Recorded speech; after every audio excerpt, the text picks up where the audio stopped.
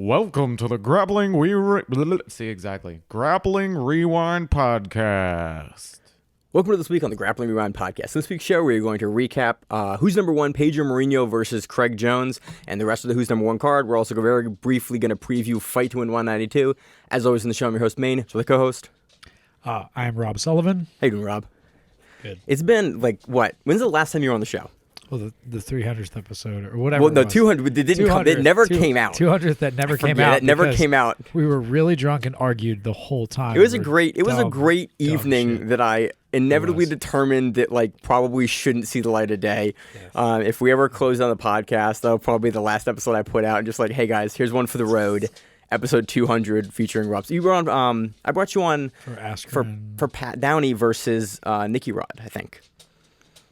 Was it? I think it was one of the first times that we ever had to cover Pat Downey on the show because you have a wrestling background. I did. And I needed you to explain hey, why is this really important? What level is Downey at? But that's the last time, and so it's awesome to have you back. I'm super happy to have you.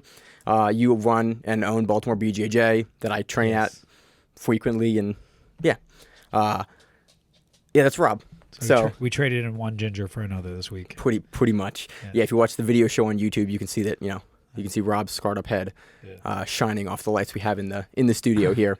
I don't have a ton of news this week. We have a couple of card announcements. Some more stuff got added to Flow Grappling, but really nothing big. Big news for me this week was I competed for the first time in 3+ years and the first time since back surgery 9 months ago. So I'll talk about that more in the outro section, but I really have no other news. We're getting really close to ADCC trials for Brazilian trials, which are in I think 2 weeks or something like that. I think February 2nd is the first one, and then the 12th is the next one. Rachel just got home. The dog's going to freak out here in a second.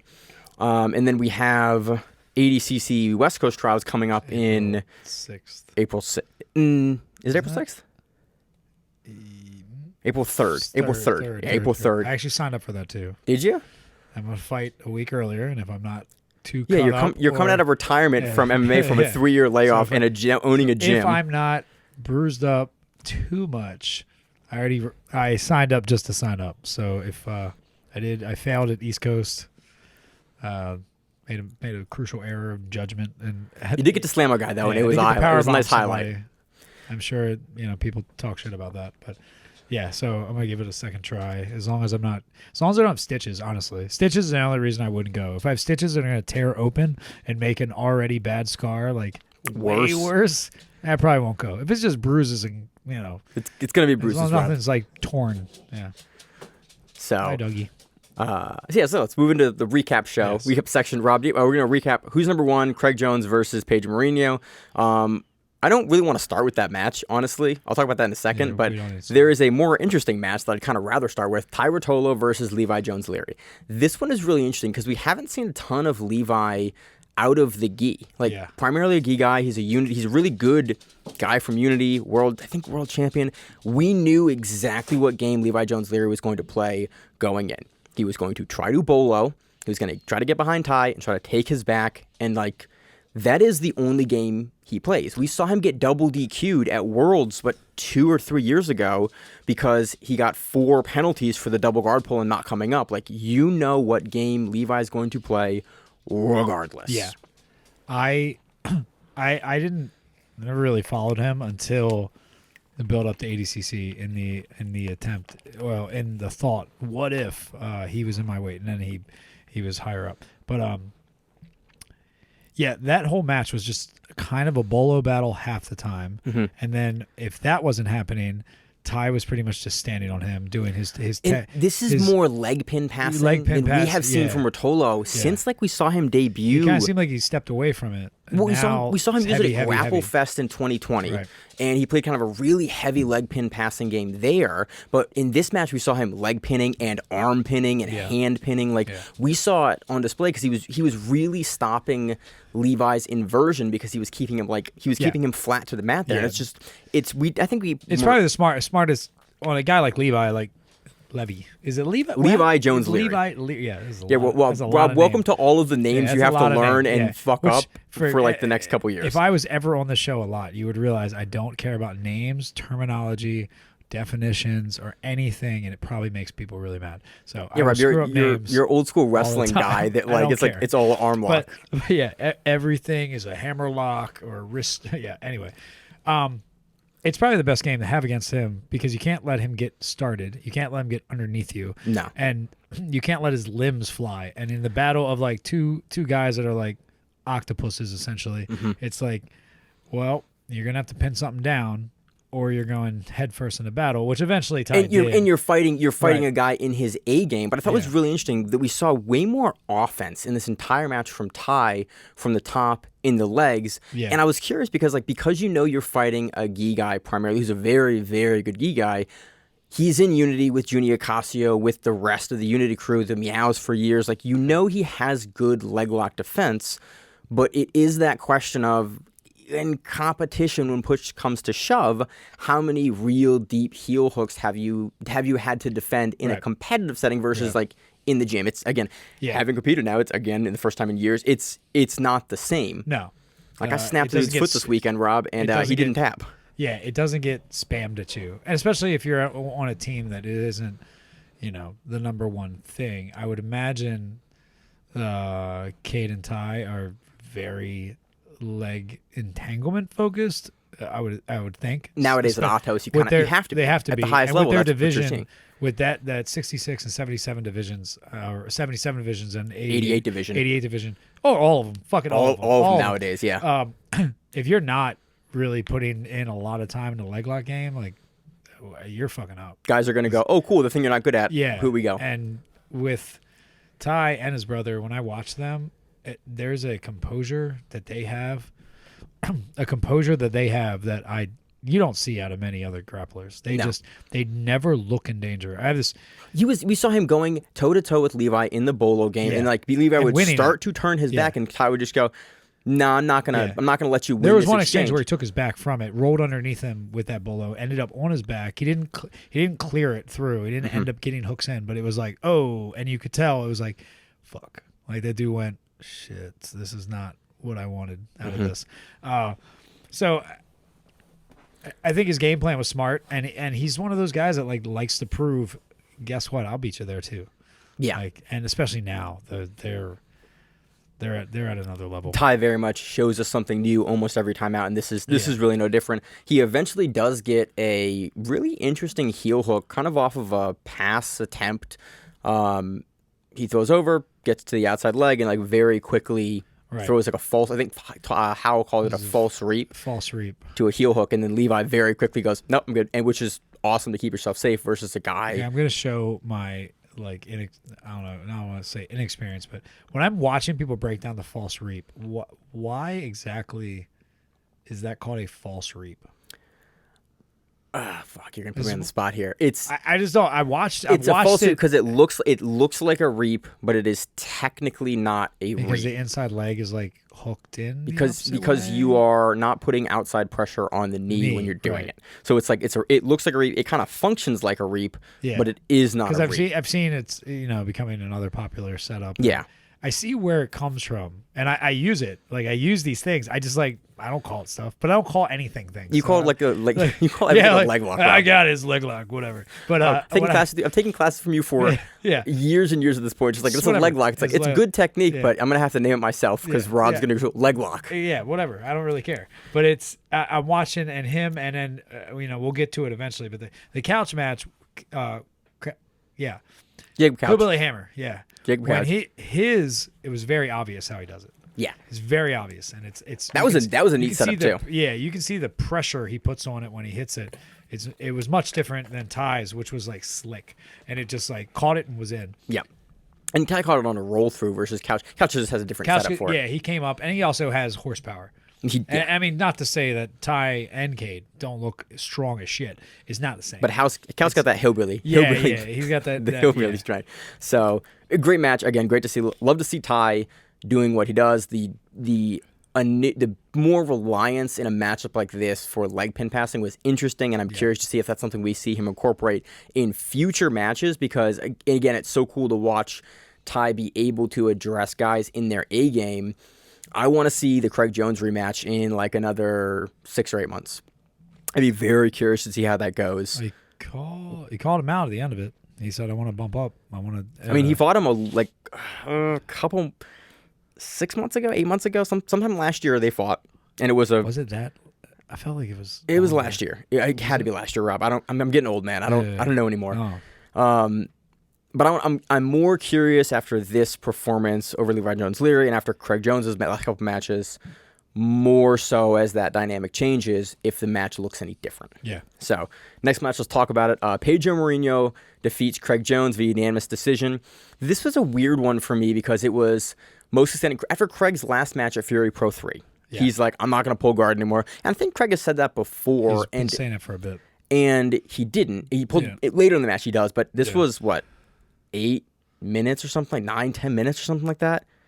It was a long time. I thought it was longer than that. It was a I'm not gonna lie, very long match. I watched this match, and it was a match where I'm watching this whole card, and you sit and dick around on your phone and come up and down, especially when you're watching a match like that where it's not exactly the greatest wrestling. It's not exactly that interesting. Rob, for the people that don't know, you coach wrestling avidly and have for 20 years or something? I've been involved in wrestling for over 20 years. I've been coaching for the last 10.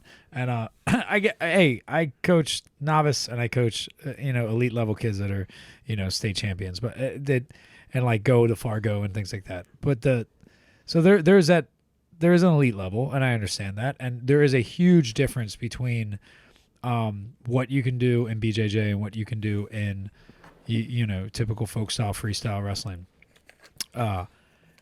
And so I kind of checked out, and the next thing I know, Craig's on his back, and I'm like, how did that happen? So I didn't even see they pulled guard. I just saw the pass engagement that he was trying to get to, that Pedro was trying to use, and he more or less was looking to pin because he could not do anything else. Mm-hmm. Which honestly, that's kind of what you can do there. You can't let him under you. No, because if he does, he's one of the best guys in the world at getting your leg. Yeah. If you let Craig Jones under you, he's probably going to beat you. So he did what I would assume most would do in that position, where he plays in a north-south, heavy, tight control. You stop the inversion. You stop kind of everything from coming around. And then you bail out when things get bad. Yeah, so things get even remotely fishy. You're like, whoop, as soon as you start to pull the leg in at all, you just go out into the position, out. and then you start passing high again and getting away from them. So this match was super frustrating for me because we didn't see much of either guy's game. Again, I want to take nothing away from Pedro Marinho on the pass. Yeah. Jones is not a guy that gets passed frequently. Yeah. Great. I was frustrated because, Craig had to open up and pull to get that exchange to happen. Because had Craig not done anything, we would pay. Both guys respected each other's front headlock and guillotine game too much, so nobody engaged in a shot. Right. There was no actual takedown attempts in this entire match. The only thing that happened is Craig initiated the ground game by pulling. Pedro was able to pass off of the initiation, and that was the match, and Pedro wins off that. And for me, it was just really who really won that match? Yeah. Obviously, Pedro wins it on the pass, but nothing would have happened if you didn't have Craig concede the pull. And it's just this weird, What are you giving more weight to? You the pool of engagement, have to give it to the pass. You give it to the pass because we're conditioned to think the pass is worth more. But the pass happened because he pulled. So I get what you're saying. It's a weird thing where it's we didn't see anything from either. There's almost a point where you're like, is that a draw? Because it's almost as even. And that's what I kind of went. I was like, that's a draw almost. And it's and again I'm saying something that is kind of out of the norm and crazy. Right. But watching that match, I see exactly your point. Nobody really won that match. Right. And I was extremely frustrated by this because both guys are so much better than this and can put on performances. But we're more frequently seeing Pedro and Craig have matches like this because guys at the highest level are figuring out, if you get a chance to counter me, the counter is better than the offense. Yeah. And so guys are unwilling nowadays to really engage in put myself deep into something to try to go for anything but the most floaty and outside positional work because 90% of the time everyone's so attuned to the counter, you can't essentially go, then go again. Right. You get to go, the person gets to counter you, and then they get to be in the driver's seat at the highest level. So with that match, and I feel like I may, when we get to the Rodriguez Cruz match, I may end up repeating myself a bit, but because there's similarities. Sometimes. There's similarities between those two matches, obviously, but the approaches are the same. The thing with the Craig Jones match is there was actually less engagement to wrestle and more. I can't even explain what was happening so much as it was more Pedro expected him not to pull. And he said he's not going to pull. Yeah. So they just became this like stalemate of who can volley better for head position in little tight short ties. Pedro being the shorter guy can get his jaw in. Craig's not going to get under him. Craig keeps a very upright stance. He really wasn't trying to do anything but snatch singles, snatch legs. He couldn't really shoot. Shooting on the shorter guy is always very difficult, especially if you're not a natural wrestler and it's not really your forte. Pedro probably on paper is definitely the better wrestler if they had a straight wrestling match, which he's going to get the Craig's legs, but yes, then he's going to get choked. Right. I just thought the match really overall is like, I feel like they could have tried something else. And that's what a lot of times I'm seeing more frequently with Craig and Pedro is that, and that's somewhat frustrating to me because both guys at their best are phenomenal and amazing to watch, and we're getting more and more of these kind of matches out of both guys, and it's an issue with the rules, because the rules are letting them do that, and we didn't get a stalling penalty in this match. I would like to see, and there were some foot sweep attempts. I would like to see some foot sweep attempts, and a little bit more at that level. That's where you're going. I want to see much kick more the hell out of those action. ankles, dude. Yeah, and on the ref needs to be up on their shit. Like there needs to be more. You can't have no takedown attempts for 4 minutes in a match like this. Like really deep take. You have to have something.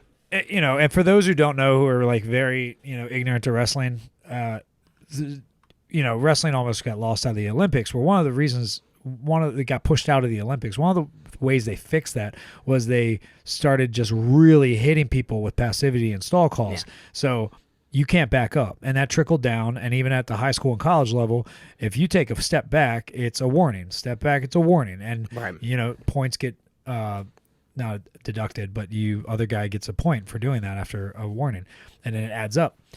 The thing is going to happen when you have a 15-minute fucking grappling match, which I know there's some people out there who believe this thing should be. We've talked ad nauseum down about length of match on the show. We don't need to go into it, but I definitely am of the favor that they should be shorter. But when you have a match like that and you are looking and waiting for grappling to be engaged, there's got to be something. Yeah. Like there's got to be a push by the referee to incite something. Yeah. Because if it wasn't they were backing up, they're just more or less like shoving each other around, redirecting, shoving each other They around. were moving enough to not get the call in the rule set, and you have to bring that call earlier. Hand fight. Without really hand fighting that I would say was effective. Right. Which when we get to the... Let's move to that match. So I have nothing more on the Craig Jones match. Fine. Do you have anything else on that match? I do not. Okay. Let's move to El Monstro, Elder Cruz versus Nick Rodriguez. Cruz takes this via split decision. This didn't go to the mat once. This was two guys wrestling and sort of playing the edge of the mat, trying to kind of push each other out, take each other down for the entirety of the match. It's, again, all the things we said. Playing the edge. All the things we said at the previous match sort of hold true with neither guy really ever committed in open space for anything. Yeah. And they were playing the edge and playing kind of the turn-away game, that was it. This match, I felt like there was definitely more engagement. From a wrestling standpoint. And I was explaining this to a friend of mine when we were commenting on it because they said, when you watch matches like this, do you just get really sad? And I was like, the thing is, I do consider this fact that's tough. A wrestling match is 6 minutes or 7 minutes long. You have 2 minute, you have a 3 minute, 2 minute, 2 minute. In college, you have 2, 2, 2 in high school. He's talking about the rounds, by the way. Rounds. Again, Rob, so these are rounds. People that listen to this show, for the most part, do not know wrestling. Okay, so these are rounds. You can onslaught someone with level changes, hand fighting, snap, level changes, and you can fake, and do all those things. You can do those in short bursts for 30 seconds. Even the best guys step back and take a breather. Like there's edges of line, there's out of bounds, there's things that stop that. The problem in a big square and with kind of a rule set where you keep going off the side, and like a little bit. Yeah, you can't. Well, not there's no ADCC. Yeah, not but, ADCC, yeah. but there's no dragging toes to score a 2 and things like that. Right. Like there's difference.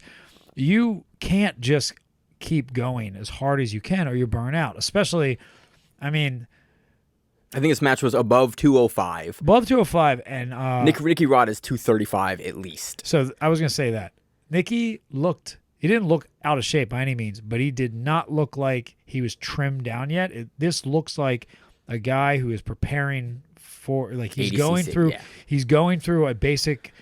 I was about to use the wrong word there. I'm not gonna say it, but he's going through a training block. And if I were to guess, he is in a power block, and he's trying to pack on right now. Right. So when he slims down, he is maintaining that block. I mean, he's of power. plus 99 for ADCC. Yeah, that's what I mean. So, like, he doesn't have to trim that much. I mean, no, he doesn't have to trim that much, but he also wants to go in there leaner and faster. And that didn't look like a fast Nicky. Nicky's been faster. And I also think a little bit of the stories out there, don't let him snap your head.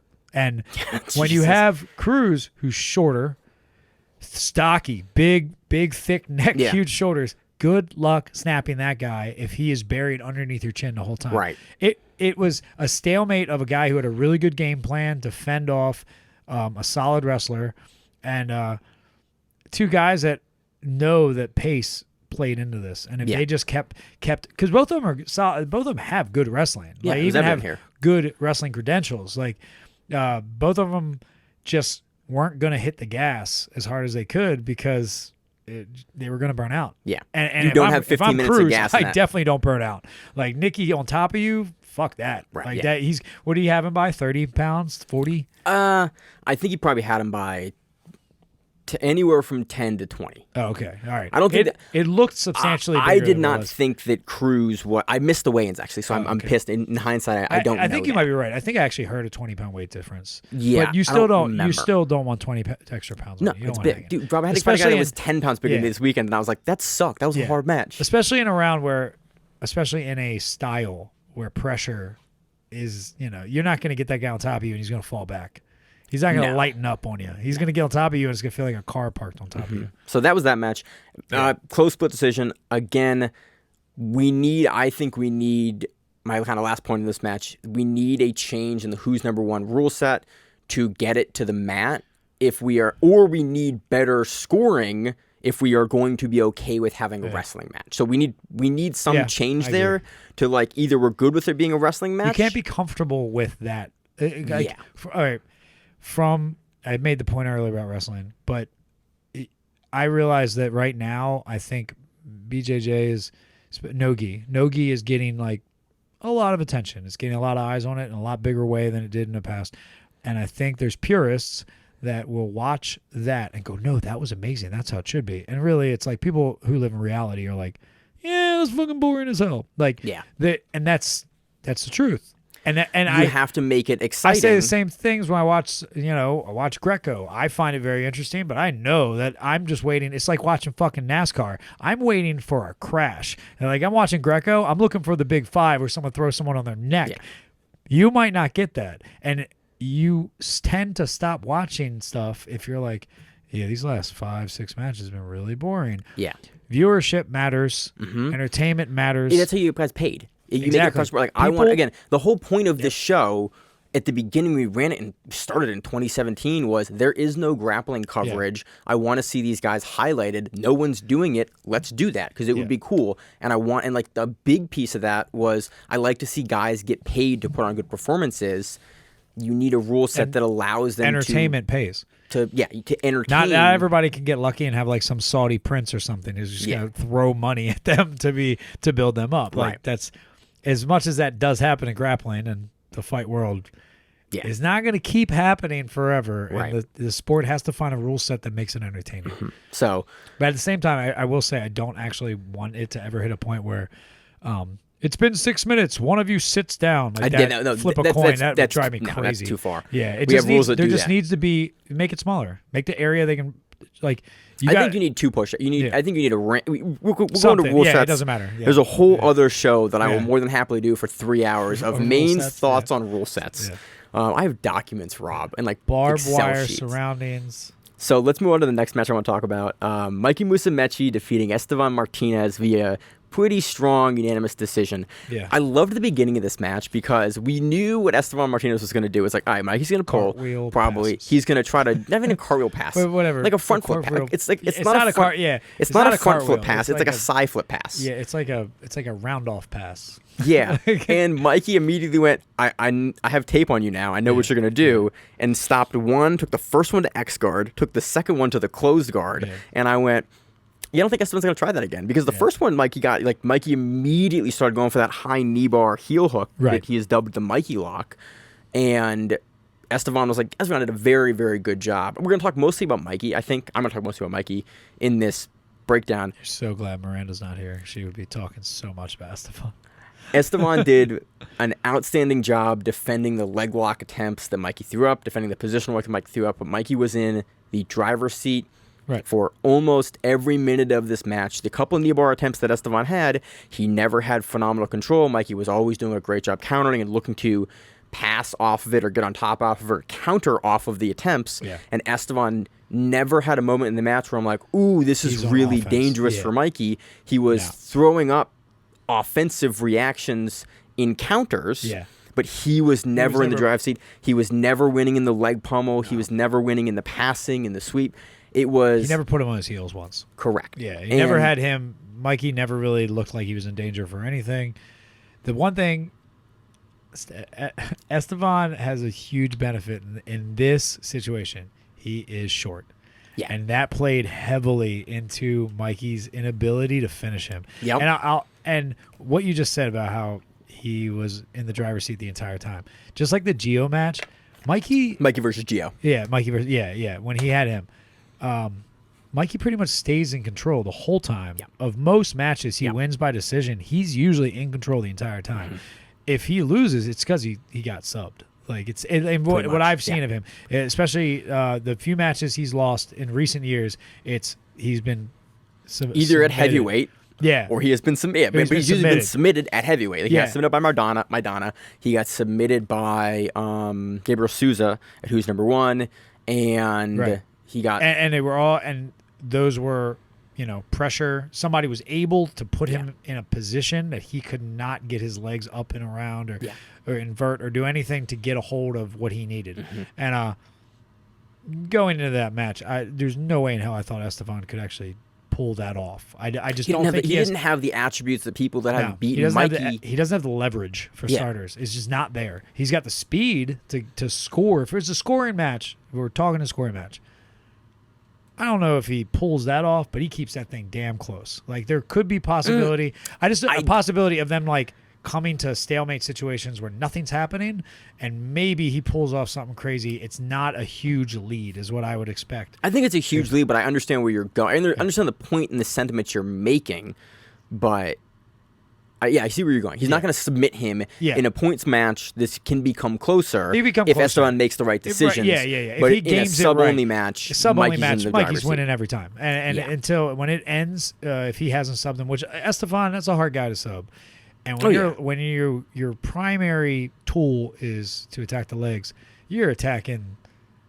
I mean, your levers are different now because Estevan's legs are so short. You can't pull the knee through for most of the stuff. And I thought it was really interesting because Mikey, his knee line is gone immediately. Yeah, Mikey's a longer-legged guy, and he uses that to wing his legs in and fight her really, really well. But Estevan does a really good job getting his legs straight and just like shucking and pushing out. The two exchanges that I thought were really, really fun in this match. Again, great leg work, great leg pummeling from Mikey and from Estevan.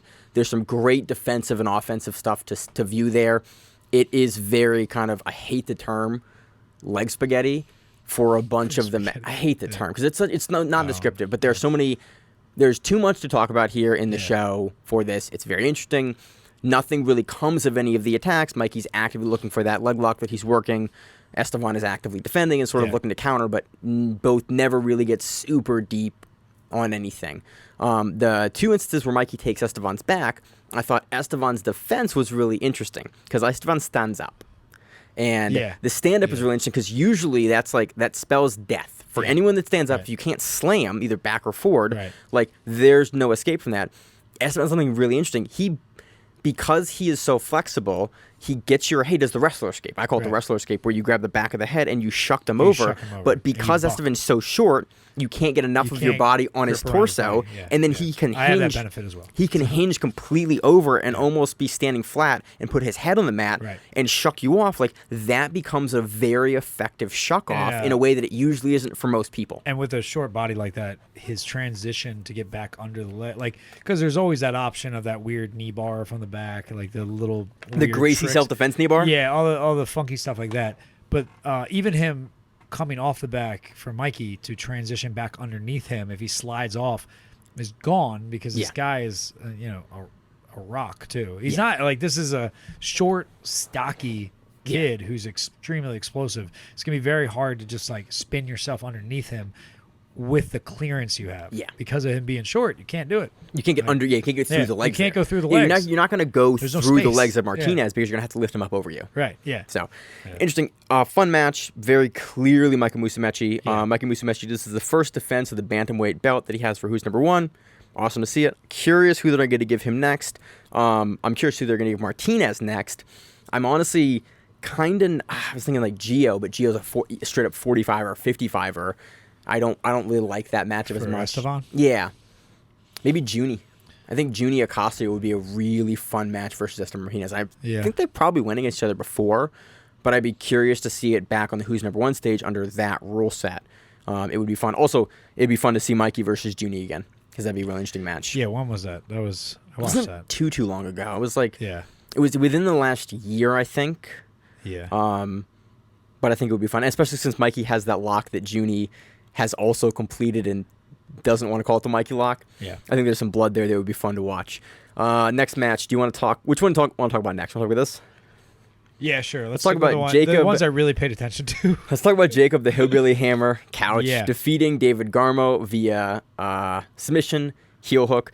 3 minutes on the feet. Eventually, Couch jumps guard. Right. Garmo, sets him down. We have another case here where you got guys getting ready for ADCC, so they're wrestling more. Yeah. I am not the avid watcher of the Daisy Fresh documentary, but I've watched clips and I watched their training. They definitely are getting some wrestlers coming in there, heavy ones, because now they're really pushing the wrestling. I like their like Shark Tank style drilling they do when it comes to this stuff, and it's paying off for him. I mean, his stand-up's good. It's and at some point he's going to pull. Like he doesn't care that much. I think I don't think he's trying to prove anything. I think maybe Craig Jones and some of those guys have something they want to prove with it. Well, that's kind of why I like watching Couch, because he's a guy he's got more to lose now, but still he fights like he's got nothing to lose. Yeah. And he's got everything to prove. Yeah. So he's happy to really take you like wherever and like gain. It's an interesting guy to watch for that reason. The size discrepancy between these two was really an issue on the feet. Garmo went for a few ducks. A couple duck unders to try to get under him, which was going to get his neck really in danger the one time. But like a lot of it was uncommitted, and I don't blame him for that. We always yell, like I always yell at my kids about, if you're going to do it, just commit. And there's certain situations, especially jiu-jitsu, obviously, where your neck is on the line. But the thing is, like, you're getting in there, you're getting that leg, and that dude's draping over you, and immediately it's like, oh, I'm out, get out of this. Yeah. And that height difference played into that. I wouldn't mind get over Garmo. I wouldn't mind seeing Couch if he's going to stay on his feet more snaps, more control of the head a little bit. He more was making himself annoying and pushing the pace, but he wasn't really mixing it up that much. He was getting, some good inside ties, banging on his head a little bit, but he wasn't committed to getting a takedown. He was more committed to just like making your life hell while we're on your feet. Making you make a mistake. Yeah. But again, if you look at, Couch has been competing at the higher and higher level, but a lot of his recent competition experience has been at a more regional and local level where you can force mistakes on guys, and you're seeing him still implement a lot of the stuff that works so effectively in the regional local level. Where it's like you get in a guy's head a little bit and force him to make a mistake. Did everything right on his feet, honestly. He didn't play into any of that. He got his head banged on a little bit of some snaps. He didn't play into like a bad shot pulling forward. Nothing stupid.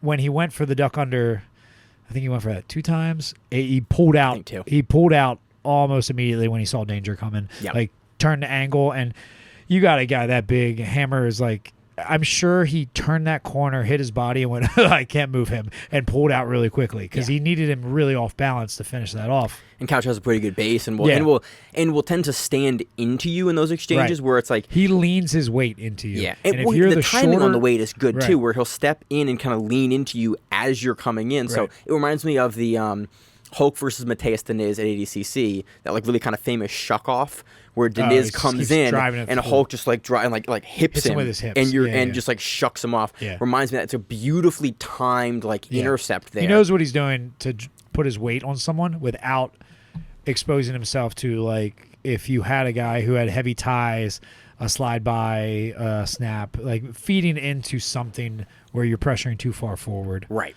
Yeah.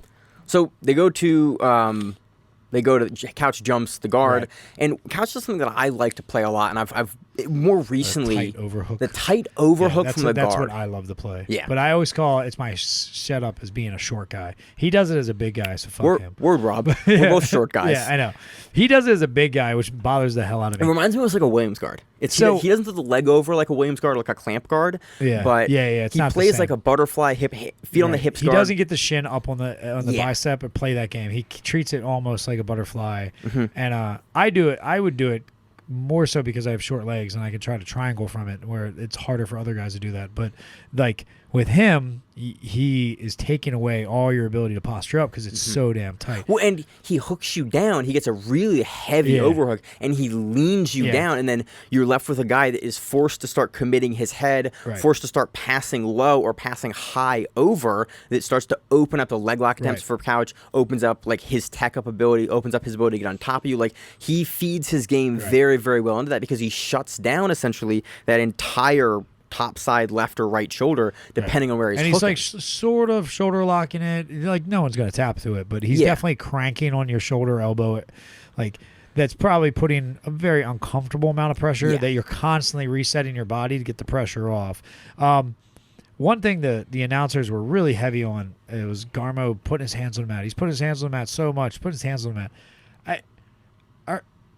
I feel like we've graduated far enough away that you can put your hands on the mat and have and not really be too big of danger anymore. So what you're talking about is old school jiu-jitsu guys made a really big point to when you're passing or in top position to never put your hands on the mat because it open and at the lower levels it does absolutely does. It does. If a guy if a blue belt or a purple belt plants his hand on the mat, it commits and you can just attack the neck. There's so much you can open at the higher levels, and so they always have coaches will always want you to plant on the body, and generally that's a good idea. At the higher levels, there are certainly reasons to outpost.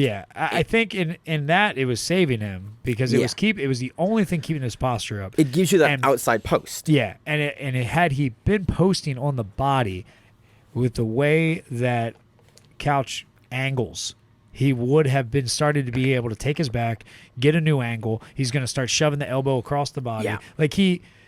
It was smart. It wasn't, and it kept him from, like you were saying, coming up too high. I mean, eventually he did, but coming up too high, letting him under his legs, giving away a bad position that was in front of him. The same thing, what was it? His fourth match at ADCC Trials was against Couch. Yeah, was against Day 1, Day 2. It's Day 2. What's his face? S name, Salty Dog. Salter. John Salter. John Salter. Salter is the same thing. That's a tall guy. Yeah. And Salter is the same type of situation, but nothing happened. And he more or less had his hands on the floor, head up. And for him, Couch couldn't really get under him at all. He was throwing up some offense, which was enough to win him the match. But for the most part, nothing happened in that match. And he more or less was just because he could lock his posture up and was like, hey, I'm not coming up. He had enough experience to never have to come out of his base. Right. And he knew if he did, it would be a problem. And, it was just a point I thought was very funny in that match. Because they must have said it 3 or 4 times. And I was like, it came up consistently. Yeah, I was like, this isn't a big deal. Like, it's not a big deal. And I see why he's doing it. It made total sense to me. And also, he's not dumb enough to leave it hanging for a Kimura or something like something very simple, basic day 1 type of attack. It just, I mean, I'm also excusing myself from this because I do that stuff all the time, but I don't get caught in things. So, like that. The finishing was really interesting here. David Garmo techs up for like a knee cut pass, and Couch does something that I have seen before, but I don't see it as frequently as I would expect. He puts his hand behind David Garmo's leg that's knee cutting, and then as David Garmo commits, he just lifts it up and techs him over, and then enters into an outside heel hook and heals him. But it was such a neat little transition off of the knee cut to like just I'm gonna reach behind, I'm gonna grab the back of your foot that you're knee cutting with and just elevate you up. As you start to pass, and then I'm gonna essentially go to like a dogfight position. Yeah. And then turn you over from it. And dip back down. And then dip back down into the leg. And it was just like a really nice. Slick. It was very, very it was slick. very slick. And his that's what I meant about earlier with his false sweep was like placed in. It wasn't. Yeah. So I said how it wasn't slick earlier. It was slick. It was just different. It was like Tyes came in real quick off a roll, off of a thing. This was a setup that had many parts to it. Yeah. That as he went through, it was like, there it is. It was cool. This was ones you could tell like, oh, Couch has drilled this specific entry for this specific situation here definitely. versus Tyes. It looked more organic in the way that he did it. He kind of like he dropped it in versus Couch was like, cool, you do this, I come over, I come up, I do this. Yeah. You get to your foot to here, I lift my leg over, I get the reap in, I get the heel hook. He created an opening as opposed to waited for the opening. Tye took an saw opening. the opening. Yeah. Really interesting match. Again, love to see Jacob Couch's game develop.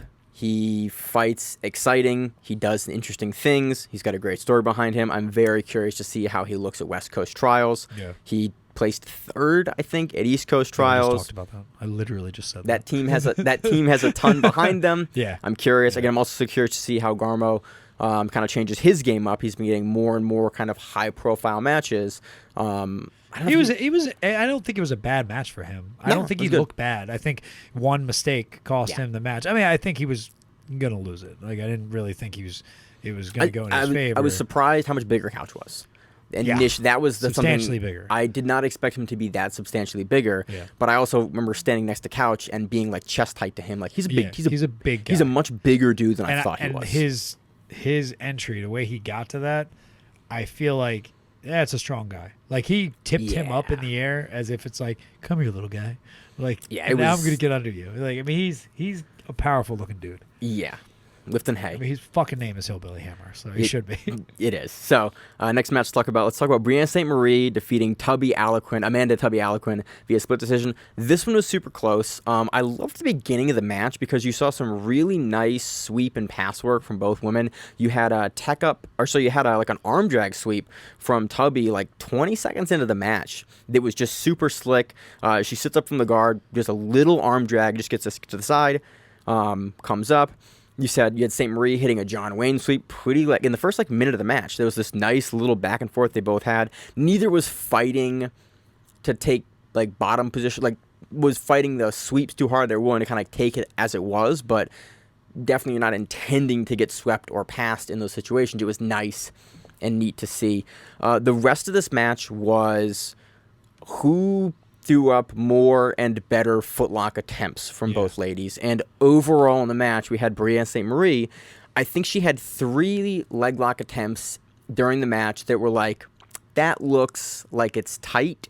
Probably not going to tap with it, but it looks like you have Tubby's foot in a very, very bad situation. And there was kind of like one from Tubby.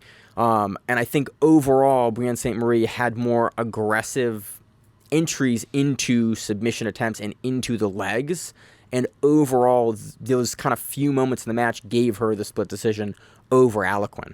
I think it was a really good match because again, we've seen Brianne St. Marie, she had a great appearance at trials, but to be going up consistently against top level black belts like Aliquin, it's cool to see someone be able to rise to the occasion like that. Again, take a close, very, very close, tight split decision win over, but overall, really just won it with more.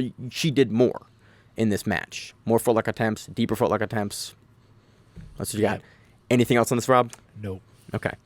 Yeah, I watched that as I rushed to get the wrestling practice, and I really should have paid better attention because you just sold me. I need to rewatch that match. It was fun. There's a lot. There's a lot. Yeah. Again, one thing I found really interesting in this as well is women. We see so few guard passes in women's matches at the highest level. And matches like this remind me like the flexibility that women have to get the legs in front. It makes the game, you either have to attack, especially in nogi, the feet on top, or you have to sweep from the guard. Yeah. There just isn't, it's weird because there just, if you have comparable level, there isn't passing. Like, passing is nearly impossible in the women's divisions. And it's this weird, like... Yeah, a woman can climb her legs up a leg a lot better than a man and come underneath on things. Like, a lot easier. The inversion, the fold. I mean, Tubby can fold her chest, like, in half and put her leg, like, behind her own, like, shoulder to get you back either into guard or recover. All the joints are more flexible. Shoulder mobility, hip mobility. So if you can climb up somebody, either you're getting deep underneath them in like a deep half scenario or whatever it is, they're just easier for them to kind of switch their hips underneath you and keep you gobbled up in that position. So you tend to see it just kind of either stall out or someone jumps on a leg or tries to use it to take the back, but they don't get to disengage from the exchange. I think it's just interesting because I'm realizing that more and more at the high level in women's matches, especially for the smaller women that just have that insane level of flexibility, you just don't see people get past. Yeah. And so I think we're going to see almost less of an emphasis on like really, really dynamic passers.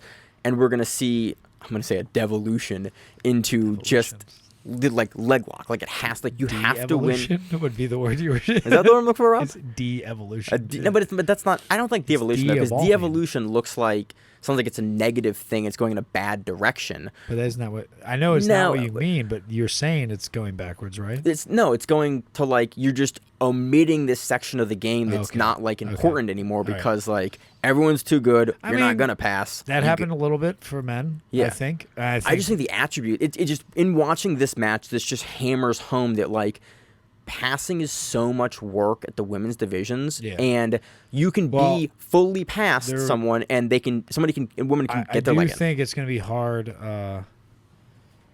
It is also hard because at the women's division, the heavy pressure passing is much different for a woman. The men just we tend to be the horses in this type of situation where we're going to put all the torque into it and drive in and try to do heavy pressure passing, body lock passes, things like that. It's harder for women to do that in general. One, and I experienced this when trying to pass women with heavy pressure passing, body lock passing. They can get a hook in places to slow me down that not all men have the mobility to get their hips into place. And I'm now dealing with like a single butterfly that I didn't have before. I'm like, why the fuck is this connected? Right. And if I'm much stronger than them, I might be able to just bully my way through it. But if it's another woman or someone who just isn't as strong, like you don't have that extra leverage. You can't get off that hook. Yeah, you don't have the gear to just crank through that motion and just muscle your way through it. So with women, it's like they got to find another route. And if dynamic fast passing isn't there, if they're not doing something explosive, and the game has gotten better with that too. Mm-hmm. Even like slick leg drags, duck under this, that, and the other, getting harder and harder to hit. So it's like, what happens? Go for a leg lock. Yeah. I think this is in my head the turning point for me of like looking at that, because it's like this is what high level women's jiu-jitsu looks like now, and you're not gonna pass. Like it is very. You see passing in men's matches not infrequently.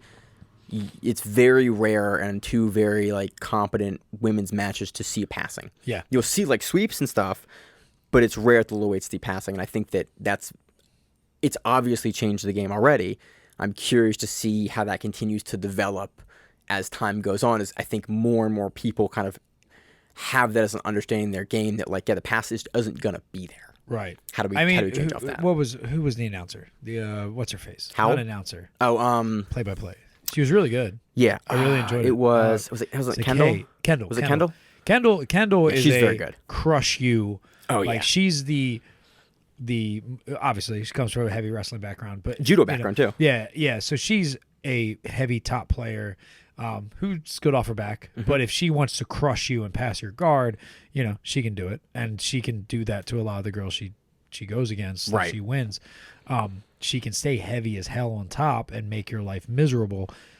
It's just not quite the same MO for most women. Their game isn't that. It's not as ugly, and not to say that it's like, I'm not saying it's like this like dainty weak thing either. It's just not the same. Right. It's just Mikey's game doesn't look like Hulk's game. Exactly. They're just Exactly. Different weight It's classes, not- different skills. Yeah, different exactly. attributes. The skill set. So you just don't find many Kendalls in there. Yeah. That heavy pressure. That women don't train that way. They also, the other thing in any room, if you have a bunch of girls, a lot of women, and both of us have gyms that have a large group of Which women. I'm super proud about. Yeah, so we see this firsthand. They do not play my game. They in fact, anything, they play closer to your game. Yeah. And how you are, but also we're the ones 2 to that, 2 weight classes different right now. And the ones that I coach up adopt my game over time because they start to realize oh, I can do that to a girl, because they all lift and want to break. Yeah. And they try to be in those good positions to crush and pass because they don't want to. They're not comfortable yet with the leg lock game, and they're not comfortable with that stuff. So I think it will. I like MMA. It will evolve in a similar way where I think we will see the leg locks go heavy for a little bit, and then we'll start to see the other side of it where there's more the pendulum swing. crushy, passing on the knees, body lock and stuff. It will happen. It just will take more time.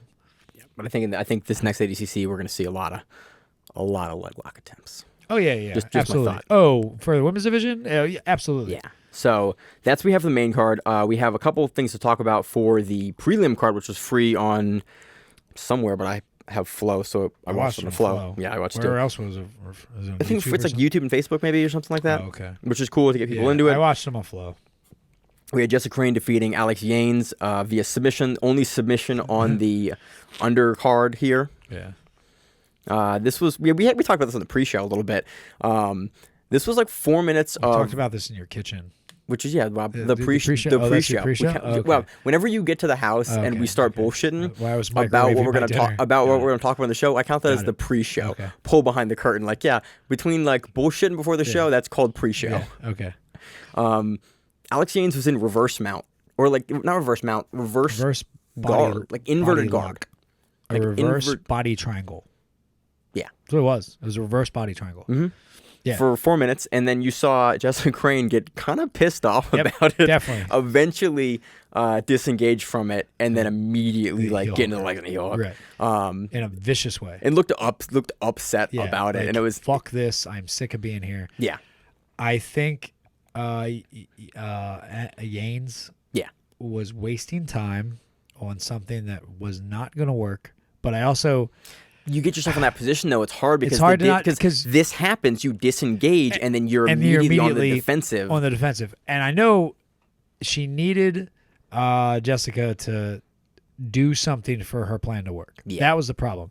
She was never going to get the leverage to attack the footlock she was going after, and she needed Jessica to either stand or do something so she could quickly transition underneath her, get some sort of leg entanglement, and actually finish what she started.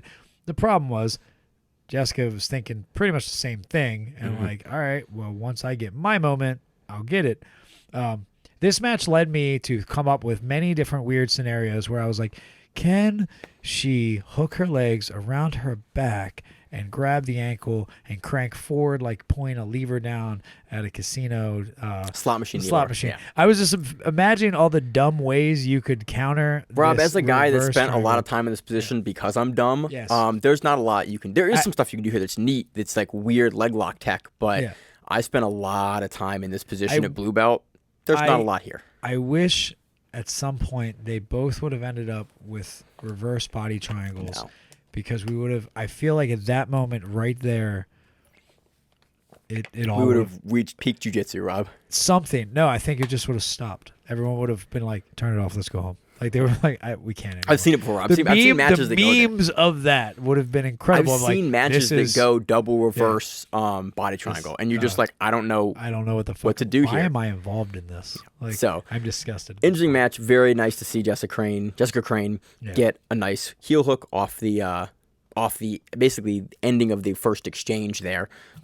Next match we had Michael Pixley defeating Cameron Reid. We could combine the next two matches because they were like the same thing. They were very similar. Almost. Michael Pixley defeats Cameron Reid via unanimous decision. Pixley passing gets passed a few times, gets on top, wins a pretty clear decision with top pressure and just good positional work. Right. And then we have Gio Morelli defeating Kimoy Anderson via unanimous decision. Very same thing. Gino spent more time in the guard in this match, but really defended well what Kimoy was throwing up. Yeah. Gets passed. I felt like the Gino match was more interesting than a Pixley match, only because Pixley, which is a name, Pixley really was in control most of that match, regardless of he was better wrestling exchanges, passing, everything. He was more or less just in control of the whole match. Gino's match, Anderson had moments. Yeah. They weren't great. They weren't like stellar. Oh shit! It wasn't like deep sub moments, but it was like, I see where he's going with this omoplata or this like high guard. There were moments. There were moments in that match where I thought, had Morelli not done enough after, I'm like, oh shit, you might lose this at that. Like depending on how your judging goes, because Gino didn't really throw up much in the sub attempt category, and most of it came from Anderson.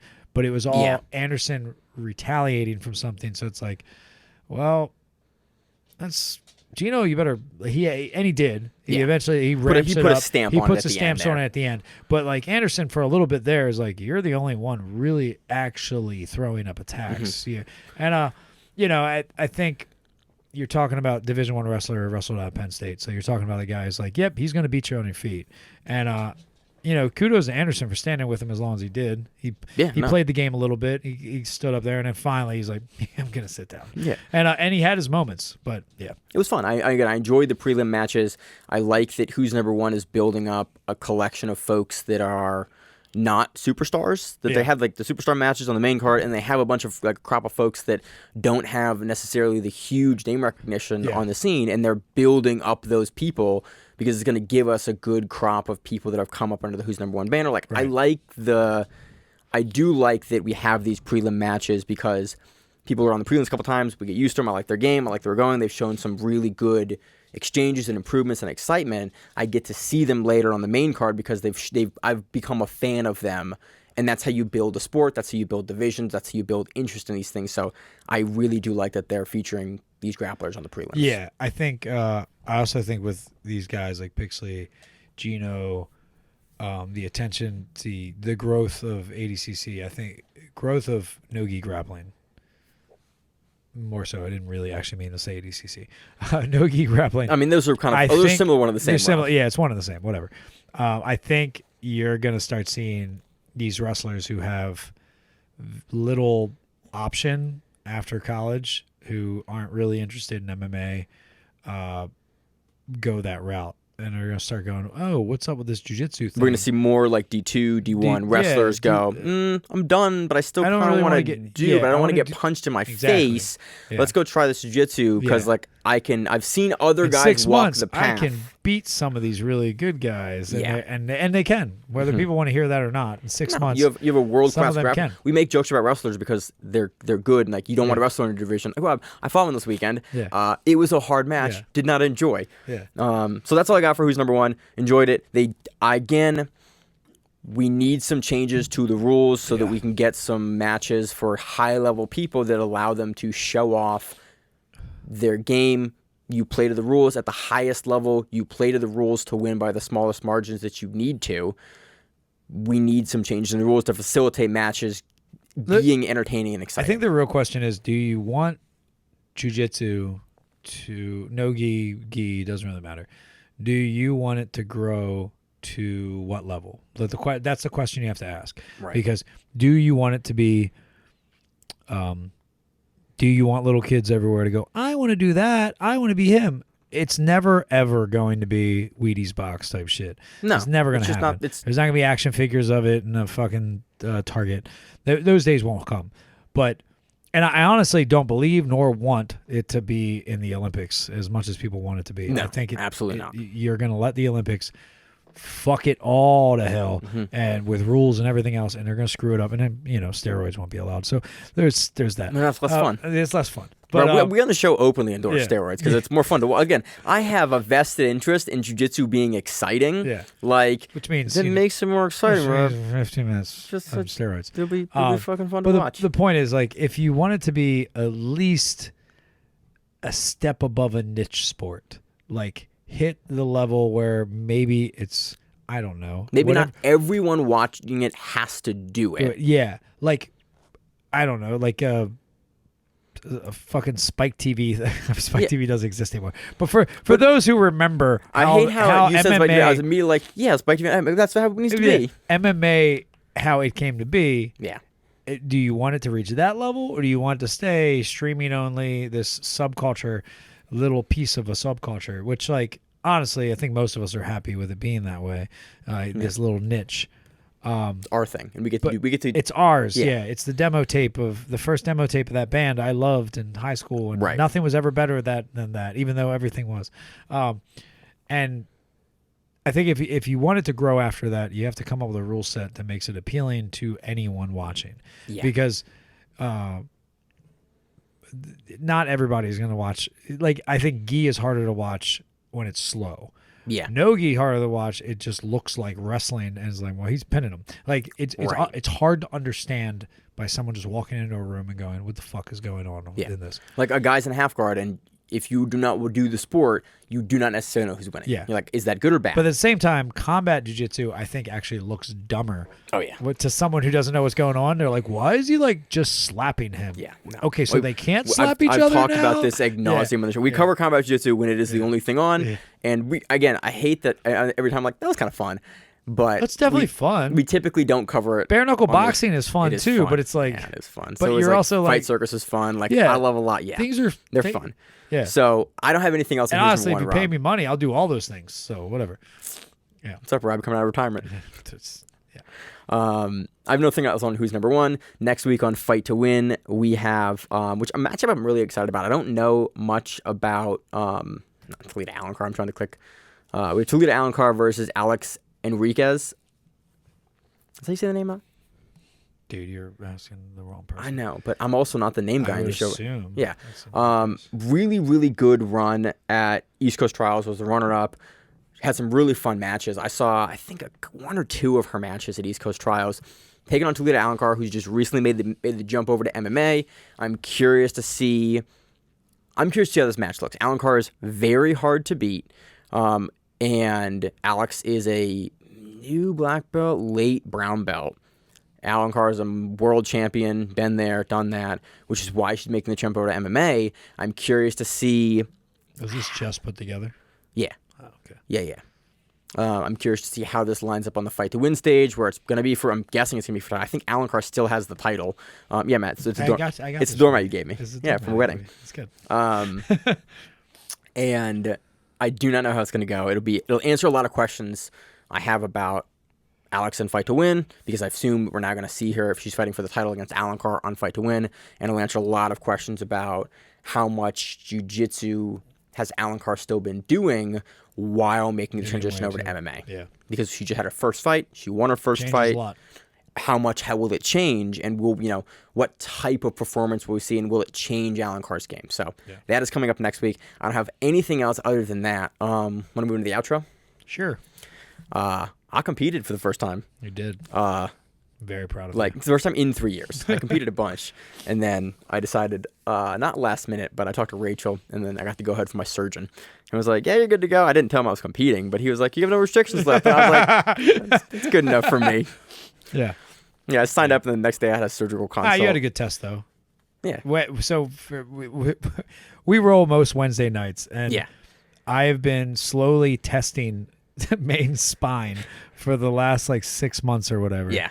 And at the beginning of that testing, it was if I was doing any sort of body lock passing and I hit just the right spot on his back, I would hear and I would immediately change my grip and move away from that spot.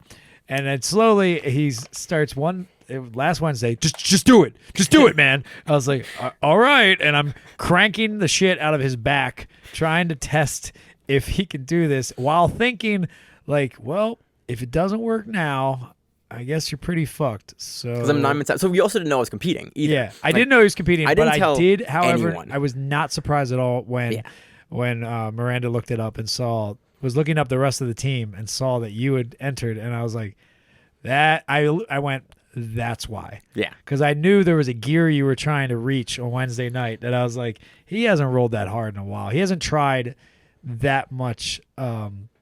He hasn't allowed himself to twist up that much. Yeah. And I was like, I was like, if I'm gonna go do it, you are one of the more grindy, hard, can hurt me kind, like not like hurt me kind of matches that we're gonna go. But you're not gonna do that because you're a great training partner and coach. But you're gonna put me into a dark place if I let you. Yeah. And I was like, but you were doing more. You were doing more that night than you have in a while. Yeah. When it came to like using your hips, twisting your back, things that I was like, all right, I guess he's feeling better because I think I even said that to you. I was like, if you're not feeling better now, man, like you looked at me and you were like this is now or never. Yeah. So no, that was good. I won. Definitely proud of you did that. I won both my divisions. I won 2 matches each division. I cracked a guy's foot in half. It was gross. It's made a weird big snap noise and let go, and then he didn't tap and kept going, and I went, oh, I guess I still have to win.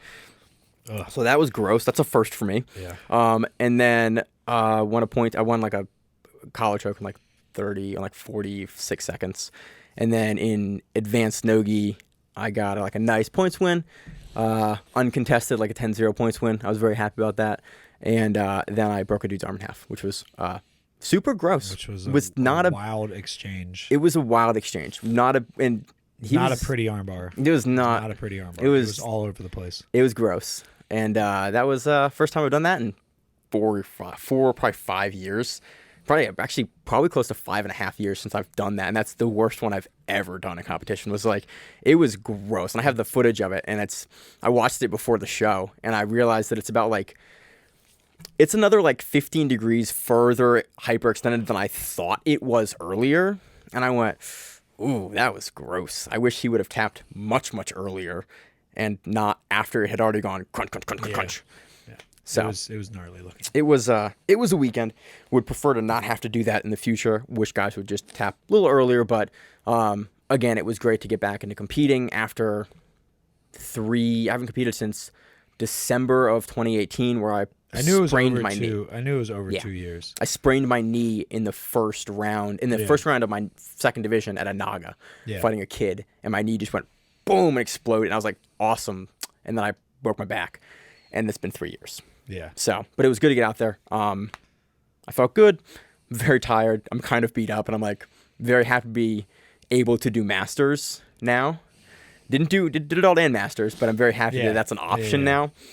Because one of the dudes I had to compete against an adult was like a straight up 18-year-old, and I went, "Oh, this is all you do. This is tough, youth. And I'm old now. Fuck you." Yeah. I've been dealing with that for a while. So it was fun. It was cool to get back out there and do that. I literally talked to my wife and got her go ahead of look, if you think you're good, I support it, we're good. And then told no one else, and people found out day of. Somebody, I think you texted me I did. You did good? Yeah. Because you saw the results. I was like, how'd you find out? She goes, Miranda looked up the results. Yeah. I spent my entire week having coaching, and I went from wrestling dual meet to wrestling tournament to BJJ super fight night with two of the other guys on the team, Miranda and guy Tim, and then Sunday coach wrestling, tonight coach wrestling, and if it wasn't for coverage, I would be coaching another dual meet tomorrow night.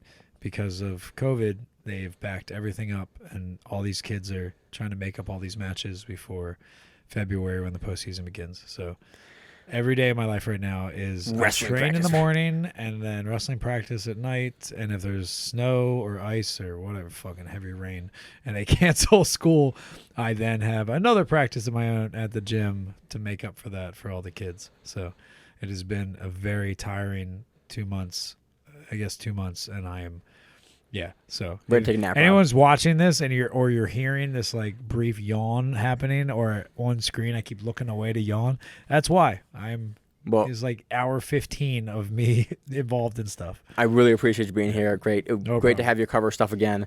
Want to have you back on more frequently. So if you want to, sounds good to me. It was fun. Rob, I got nothing else. As always in the show, I'm your host Maine, to the co-host Rob Sullivan, and we are the Grappling Hero. To see you on the mat, whatever that is. Stay safe. If you like the show, please consider sharing it on Facebook with the folks at your gym. It's the best way that we grow the show, and we really appreciate it. You can reach out to us on email. We also have Instagram. We have Facebook. We have Twitter. We have Google+. Until that shuts down. We have a website. If you have an event you would like to have us cover, please let us know. If you have a name, like most people do, and you'd like to have us stop butchering it, let us know. Reach out to us. The show is also available on YouTube, Spotify, in addition to iTunes and every other podcast service. We very much appreciate your time, and thank you.